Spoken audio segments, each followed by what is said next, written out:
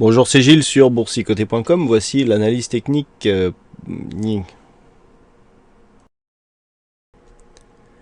Et donc suite à la rupture de la zone des 1,0824 sur la période de devise euro-dollar, eh bien la période de devise se stabilise. On est venu ici marquer un premier contact ici sur la zone des 1,0720 et depuis ce contact, eh bien même si on pensait ici que la moyenne mobile 20 exponentielle allait impulser un nouveau mouvement baissier, et bien ça se stabilise puisqu'on est revenu chercher ici la zone des 1,0824, donc c'est un objectif de rebond technique qui avait été donné sur le site et depuis on se stabilise donc puisqu'on est même revenu sur la zone des 1,0720. Donc on reste dans une dynamique plutôt baissière, mais avec une stabilisation très court terme qui est en train de se mettre en place. Du point de vue des indicateurs, nous avons toujours cette petite phase de hausse qui avait d'ailleurs fait pressentir le rebond technique.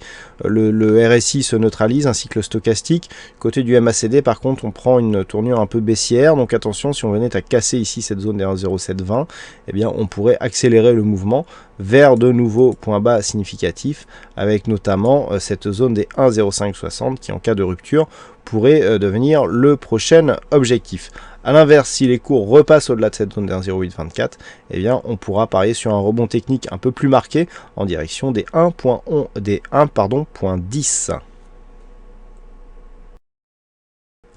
Sur le dollar yen, nous sommes toujours ici sur une phase de petite consolidation. On est venu ici atteindre l'objectif des 122.48 suite au contact ici de cette zone des 123.60. La tendance reste haussière, on est ici sur une zone horizontale qui était déjà définie, on a un retracement de Fibonacci à 122,3 qui est le retracement des 23,6%, on est au-dessus de la moyenne mobile 50 arithmétique. Donc on est toujours sur des signaux d'une possible continuité de cette hausse.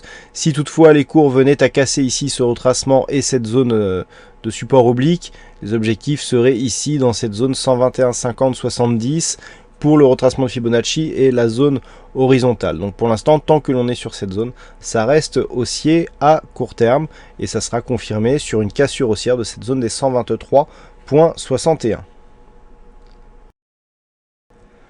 Et enfin sur l'or, eh bien, on se stabilise sur la zone des 1080 $ l'once, zone qui était devenue de l'objectif suite à la cassure ici de cette zone des 1099, puisque la zone des 1080 est un point bas significatif. Donc nous sommes ici sur un test de ce point bas, on l'a même légèrement attaqué, on a inscrit un nouveau point bas significatif de tendance moyen terme, mais sur la dynamique, on sent bien ici qu'il y a une petite phase de pause qui est en train de se mettre en place.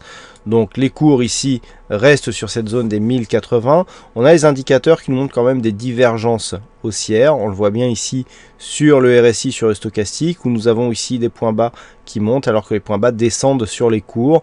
Nous sommes en bas d'une tendance baissière et donc le fait d'avoir cette configuration nous montre que un rebond technique est tout à fait possible. Si ce rebond technique se mettait en place, les objectifs seraient à 1099 puis 1104,70 $ l'once. Au-delà de cette zone, eh bien, on pourrait transformer le rebond technique en petit retournement, tout du moins sur ce qui est de la tendance court terme. Naturellement, une rupture baissière de cette zone des 1080 points nous donnerait des objectifs à 1068 puis 1051 $ l'once. Voilà ce que nous pouvons dire sur cette analyse technique Forex et matières premières. Je vous souhaite une bonne soirée, bonne chance dans vos prochains trades et on se donne rendez-vous dès la semaine prochaine pour d'autres analyses techniques sur le site boursicoté.com. Bon week-end à tous.